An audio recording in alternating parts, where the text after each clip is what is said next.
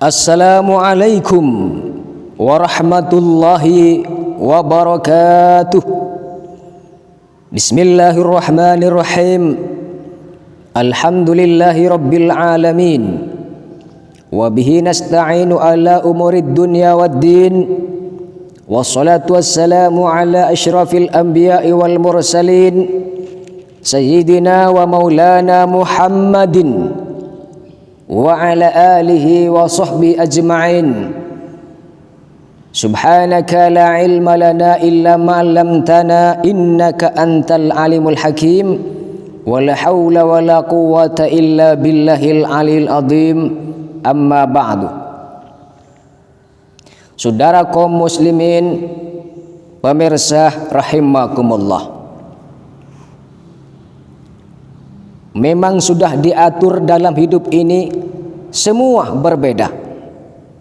Ada yang miskin, ada yang sedang, dan ada juga orang kaya. Agar satu sama lain bisa saling memerlukan, agar roda kehidupan bisa berputar, berjalan. Tentu begitu juga dalam hal jabatan. Ada tingkatannya. Ada yang rendah, ada menengah, dan ada yang tinggi pangkatnya. Agar satu sama lain bisa saling memerlukan, agar roda kehidupan bisa berputar, berjalan. Miskin atau kaya, tinggi atau rendah, semuanya sama di hadapan Tuhan. Tiap perbedaan di antara insan justru menunjukkan keadilan Tuhan. Kalau semuanya konglomerat, pasti takkan ada pembangunan. Karena kalau semuanya kaya, lalu siapa yang mau bekerja? Kalau semuanya orang pangkat, pasti tak ada pemerintahan. Karena kalau semua atasan, lalu siapa yang jadi bawahan? Kekayaan serta jabatan tidaklah merupakan ukuran, hanya takwa dan keimanan, nilai manusia di depan Tuhan. Demikian sebuah lagu dari Bang Haji Rhoma Irama yang berjudul Perbedaan. Oleh karena itu, melalui lagu ini sebagai muqaddimah, maka pada kesempatan yang sangat berharga dan berbahagia ini, Al-Fakir ingin menyampaikan tentang hubungan antara keadilan dan ketakwaan. Saudara kaum muslimin, pemirsa rahimakumullah, al-adlu adalah satu di antara 99 nama indah Allah yang kerap disebut dengan Asmaul Husna. Artinya yang maha adil. Akar katanya adalah yang berarti lurus dan sama. Senada dengan makna adil dari Kamus Besar Bahasa Indonesia, yakni sama berat, tidak berat sebelah, dan tidak memihak. Sedangkan yang dimaksud makna adil yang terkandung dalam sifat Allah al-adlu, yaitu Allah subhanahu wa ta'ala selalu menempatkan semua sesuai porsi dan selaras ketentuannya. Keadilan Allah subhanahu wa ta'ala tersebut bersifat mutlak dan tidak dapat dipengaruhi oleh apapun dan siapapun, sehingga segala keputusan dan peraturan Allah sudah dibuat seadil mungkin dan mustahil ditemukan kesalahan. Berkaitan dengan hal ini, Allah berfirman dalam surah Al-An'am ayat 115 yang berbunyi, wa tammat kalimatu rabbika sidqan wa adla la mubaddila li kalimatihi wa huwas sami'ul alim. Dan telah sempurna firman Tuhanmu, yaitu Al-Quran, dengan benar dan adil. Tidak ada yang dapat mengubah firman-Nya, dan Dia Maha mendengar lagi Maha mengetahui. Dalam surah At-Tin ayat 8 dijelaskan juga, alaihissallahu biahkamil hakimin, bukankah Allah hakim yang seadil-adilnya? Menurut tafsir Ibnu Katsir, ayat ini menjadi bukti tentang keadilan Allah yang tidak pernah melampaui batas dan tidak melakukan aniaya terhadap siapapun. Saudara kaum muslimin, pemirsa rahimakumullah, adil lawan katanya adalah zalim, yaitu menempatkan sesuatu tidak pada tempatnya. Jadi adil secara umum punya pengertian menempatkan sesuatu pada tempatnya. Umpama jam tangan saudara pakai di tangan, itu adil namanya, karena dipakai pada tempatnya. Tapi kalau jam tangan saudara pakai di kaki, itu zalim namanya, karena tidak pada tempatnya. Walaupun jam tangan tersebut harganya mahal, terbuat dari emas, tapi tetap orang akan menilai itu perbuatan zalim. Syukur-syukur tidak dibilang orang gila, karena memang tidak pada tempatnya.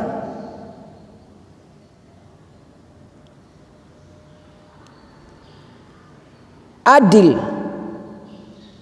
ialah salah satu daripada sifat wajib bagi Allah Subhanahu wa ta'ala, dan sifat ketuhanan yang maha suci dari segala kekurangan. Bahkan mustahil bagi Allah Subhanahu wa ta'ala bersifat zalim. Malah keadilannya tiada banding dan tandingan. Sabda Rasulullah sallallahu alaihi wasallam dalam sebuah hadis qudsi, bahwa Allah Subhanahu wa taala berfirman, ya ibadi inni haramtu dzulma ala nafsi wa ja'altuhu bainakum muharraman fala tadzalamu.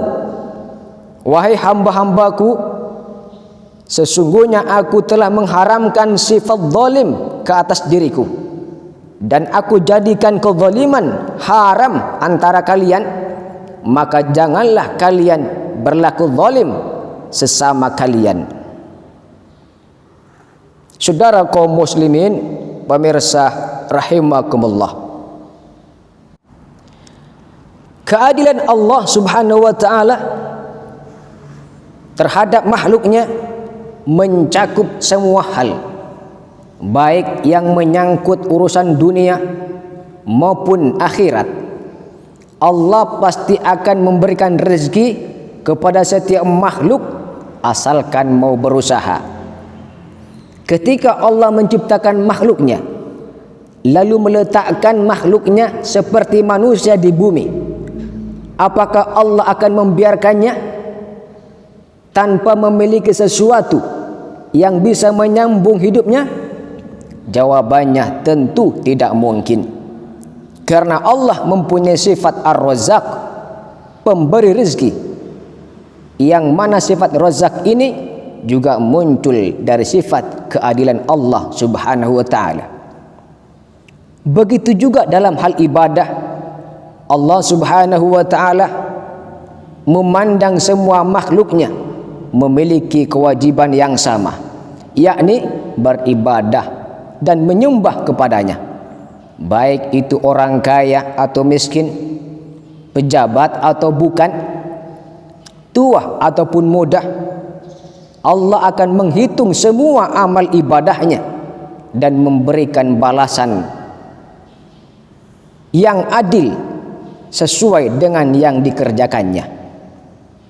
Bagi hambanya yang bertakwa, Allah tentu akan membalasnya dengan pahala dan kemuliaan. Sedangkan bagi yang ingkar, Allah akan membalas setiap perbuatannya dengan azab yang pedih.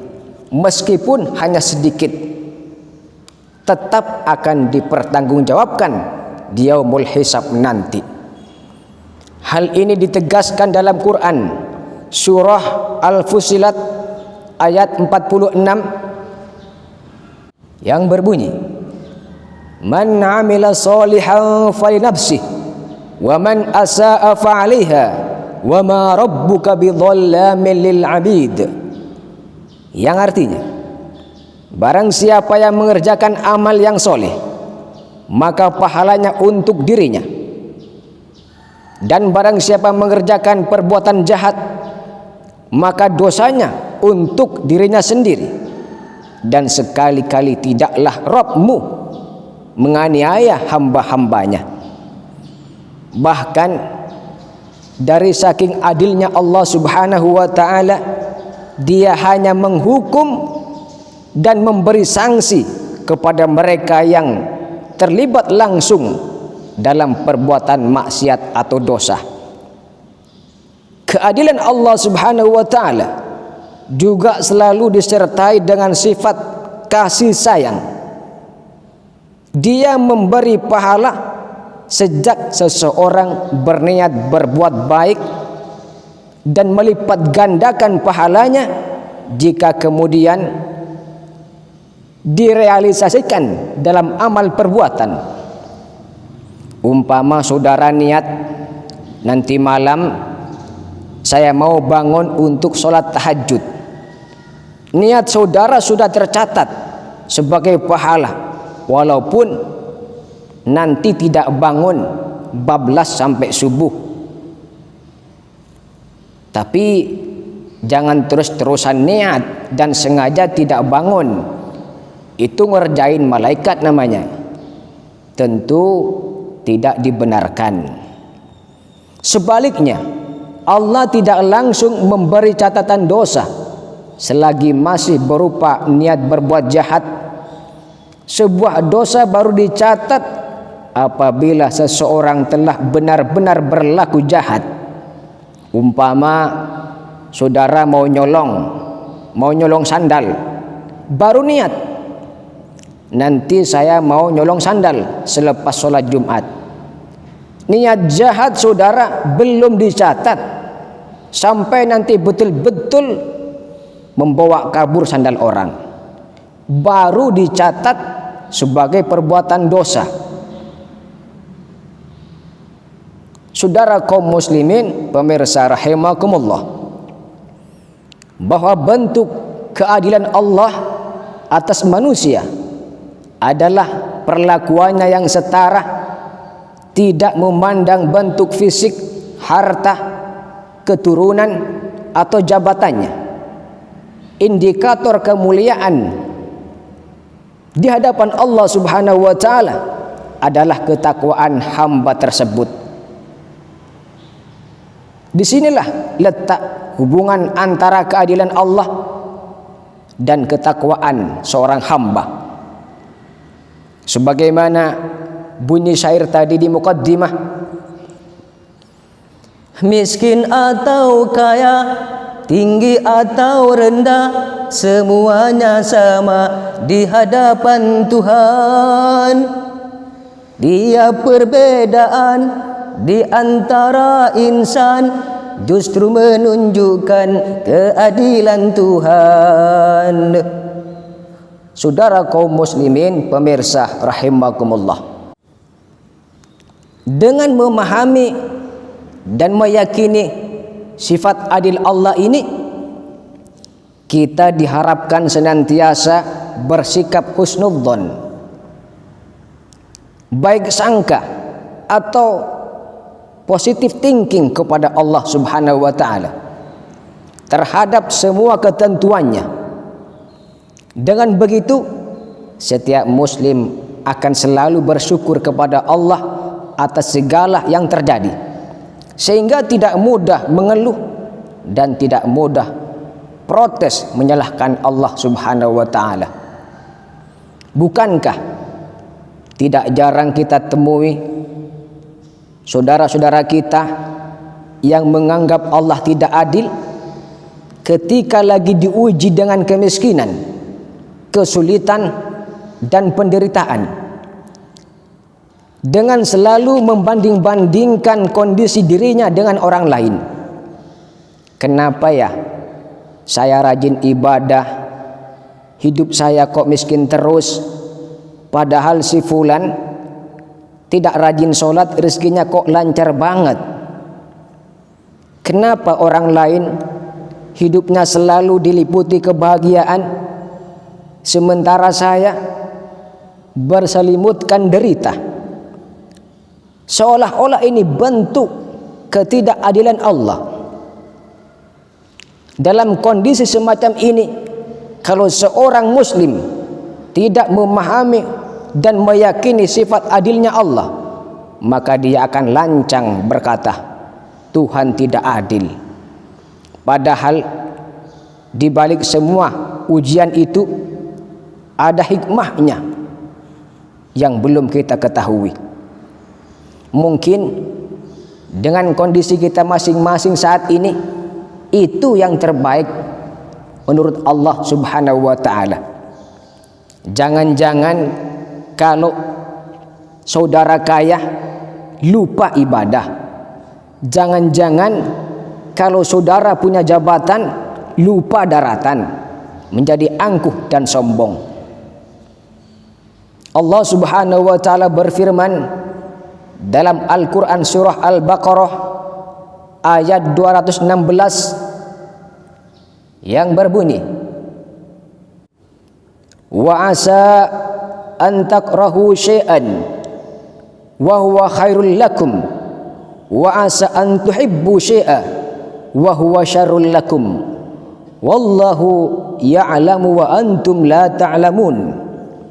Boleh jadi kamu tidak menyenangi sesuatu padahal itu baik bagimu, dan boleh jadi kamu menyukai sesuatu padahal itu tidak baik bagimu, dan Allah mengetahui sedang kamu tidak mengetahui. Saudara kaum muslimin pemirsa rahimakumullah, bahwa kunci ketenangan dan kebahagiaan hidup itu dua saja, yaitu ketika mendapat nikmat pandai bersyukur, dan ketika mendapat ujian atau cobaan bersabar. Dua-duanya mendapatkan pahala dari Allah Subhanahu wa taala. Nah, dengan mengamalkan dua hal ini, insya Allah hati akan jadi tenang dan bahagia dalam menghadapi romantika kehidupan yang tidak lepas dari ujian. Bahagia karena bersyukur dan tenang karena bersabar. Ini kata kunci. Kalau dipikir-pikir, siapa sih yang tidak ingin bahagia? Dan siapa juga yang ingin menderita? Tapi itulah romantika hidup di dunia. Yang menangis dan yang tertawa, yang bersedih dan yang gembira selalu mewarnai hidup manusia, baik dia miskin ataupun kaya, yang jelata dan yang ternama, yang tak punya dan yang berada, selalu merasakan suka dan duka. Itu romantika hidup di dunia. Jangan lupa daratan apabila dalam kegembiraan, dan jangan putus asa apabila di dalam kesedihan. Sedih dan gembira takkan selamanya, semua kan sirna, ganti dan berubah, tidak peduli siapapun dia. Tak berarti yang kaya selalu hidup dalam kegembiraan. Tak berarti yang papa selalu hidup di dalam kesedihan. Di sana letaknya keadilan Tuhan, sedih dan gembira sama diberikan, keduanya itu sebagai ujian. Romantika hidup di dunia. Saudara kaum muslimin, pemirsa rahimakumullah, sebagaimana tadi sudah disampaikan bahwa bentuk keadilan Allah Subhanahu wa taala atas manusia adalah perlakuannya yang setara, tidak memandang bentuk fisik, harta, keturunan atau jabatan. Indikator kemuliaan di sisi Allah Subhanahu wa taala adalah ketakwaan hamba tersebut. Sebagaimana Allah Subhanahu wa taala jelaskan dalam Al-Quran surah Al-Hujurat ayat 13 yang berbunyi, Inna akramakum indallahi atqakum. Sesungguhnya orang yang paling mulia di antara kamu di sisi Allah ialah yang paling takwa di antaramu. Tapi kebanyakan orang menilai kemuliaan bukan dari ketakwaan, namun dari jabatan, kekayaan, dan keturunan.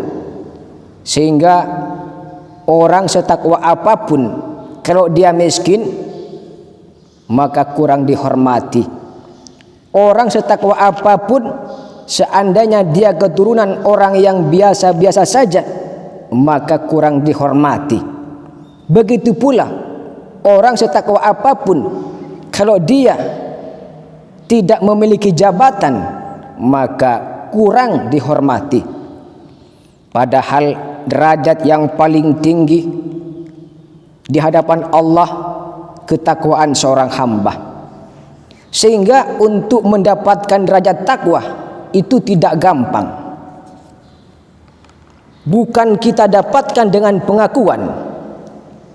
Ketakwaan bukan diukur dari klaim saya paling takwa, bukan. Tapi ketakwaan ada ciri-cirinya. Kalau dia memiliki ciri-ciri tersebut, maka dia tergolong orang yang bertakwa. Saudara kaum muslimin, pemirsa rahimakumullah, seorang sahabat Nabi sallallahu alaihi wasallam yang bernama Abdullah ibnu Zubair radhiyallahu an menyampaikan ciri-ciri orang bertakwa. Kata beliau, fa inna li ahli taqwa alamatin yu'rafuna biha wa ya'rifunaha min anfusihim. Sesungguhnya orang yang bertakwa itu punya ciri atau tanda-tanda. Dengan tanda-tanda itu dia bisa diketahui dan dikenali ketakwaannya dari dirinya, yaitu min sabrin alal bala'i wa ridha bil qada'i. Pertama, akan terlihat dari kesabaran dan keridhoannya dalam menghadapi musibah yang Allah Subhanahu wa taala timpakan kepadanya. Ketika kita menghadapi musibah, kemudian kita bersabar, bahkan kita ridha menghadapi ujian tersebut, maka itu ciri yang pertama bahwa kita adalah orang yang bertakwa. Ciri yang kedua, wa syukrin na'ma'i, bersyukur ketika mendapatkan nikmat tersebut. Maka seandainya ada orang yang mendapatkan nikmat lalu dia menganggap remeh nikmat itu karena dia fikir itu nikmat yang kecil, berarti dia belum masuk dalam kategori orang yang bertakwa. Dan ciri yang ketiga adalah wadhullin li hukmil Quran, patuh dengan hukum Allah Subhanahu wa taala yang termaktub di dalam Al-Qur'an. Orang yang beriman ketika ketemu dengan ayat Al-Qur'an yang memerintahkan sesuatu, maka dia mengatakan sami'na wa ata'na, kami dengar dan kami taat. Dan ketika menemukan ayat Al-Qur'an yang melarang sesuatu, maka dia pun akan meninggalkannya tanpa banyak beralasan. Demikian 3 ciri-ciri orang yang bertakwa menurut sahabat Nabi Shallallahu Alaihi Wasallam yang bernama Abdullah ibnu Zubair radhiyallahu an. Saudara kaum muslimin, pemirsa rahimakumullah, Allah Subhanahu wa taala yang maha adil memberikan teladan dan memerintahkan kepada manusia untuk berlaku adil, karena adil itu lebih dekat kepada takwa. Mari kita renungi firman Allah Subhanahu wa taala dalam Al-Qur'an surah Al-Maidah ayat 8 yang berbunyi, Ya ayyuhalladzina amanu kunu qawwamina lillah syuhada'a bil qist wa la yajrimannakum syana'anu qaumin ala alla ta'dilu i'dilu huwa aqrabu littaqwa wattaqullaha innallaha khabirum bima ta'malun. Yang artinya, wahai orang-orang yang beriman, jadilah kamu sebagai penegak keadilan karena Allah ketika menjadi saksi dengan adil, dan janganlah kebencianmu terhadap suatu kaum mendorong kamu untuk berlaku tidak adil. Berlaku adillah, karena adil itu lebih dekat kepada takwa. Dan bertakwalah kepada Allah, sesungguhnya Allah maha teliti terhadap apa yang kamu kerjakan. Dalam ayat ini diketahui bahwa betapa eratnya hubungan antara adil dan ketakwaan seorang hamba. I'dilu huwa aqrabu littaqwa, berlaku adillah, karena adil itu lebih dekat kepada takwa. Jadi semakin bertakwa seseorang, maka akan semakin berlaku adil, yaitu dengan berlaku adil kepada siapapun yang terlibat dalam hidup kita. Terutama dan yang pertama adalah adil terhadap Allah Subhanahu wa taala. Maksudnya adalah adil dalam melakukan segala perintahnya dan menjauhi larangannya. Jika kita melakukan yang dilarang, itu berarti kita sudah zalim kepada Allah. Yang kedua, adil terhadap diri sendiri. Maksudnya adalah menempatkan diri pada tempat yang baik dan benar. Juga teguh menempatkan diri agar tetap terjaga dan terpelihara dalam kebaikan dan keselamatan. Yang ketiga, adil terhadap orang lain. Manusia adalah makhluk sosial, yakni saling berhubungan atau berinteraksi satu sama lain. Karenanya dibutuhkan sifat adil agar hubungan tersebut berjalan dengan baik dan damai. Berlaku adil kepada orang lain adalah dengan memberikan sesuai dengan haknya, dengan jujur tanpa mengurangi sedikit pun. Di zaman sekarang ini rasanya sulit mencari keadilan. Banyak pengadilan tapi sulit mencari keadilan. Apalagi hukum di pemerintahan kita ini seperti pisau, tajam ke bawah, tumpul ke atas. Kalau rakyat kecil melakukan kesalahan, hukum cepat-cepat ditegakkan. Tapi kalau pejabat yang melakukan pelanggaran, hukum pura-pura tidak tahu. Jadi orang seperti ini jauh dari kategori orang yang bertakwa, karena sudah melakukan kezaliman. Dan yang keempat adalah adil terhadap hewan atau tumbuhan. Berlaku adil kepada binatang adalah menempatkannya pada tempat yang layak menurut kebiasaan binatang tersebut. Sedangkan adil kepada tumbuhan dengan tetap menjaga dan melestarikan lingkungan, tidak merusaknya. Saudara kaum muslimin, pemirsa rahimakumullah, berbuat adil adalah merupakan wujud ketakwaan kita kepada Allah. Sedangkan takwa merupakan derajat tertinggi seorang hamba di hadapan Allah Subhanahu wa taala, bukan karena harta dan jabatannya. Disinilah bentuk keadilan Allah Subhanahu wa taala terhadap manusia. Saudara kaum muslimin, pemirsa rahimakumullah, demikian yang dapat Al-Fakir sampaikan pada kesempatan kali ini.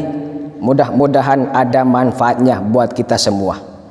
Kalau yang Al-Fakir sampaikan terdapat kesalahan, itu datangnya dari pribadi Al-Fakir, maka campakkanlah. Dan apabila yang Al-Fakir sampaikan itu benar, tentu semata-mata datangnya dari Allah.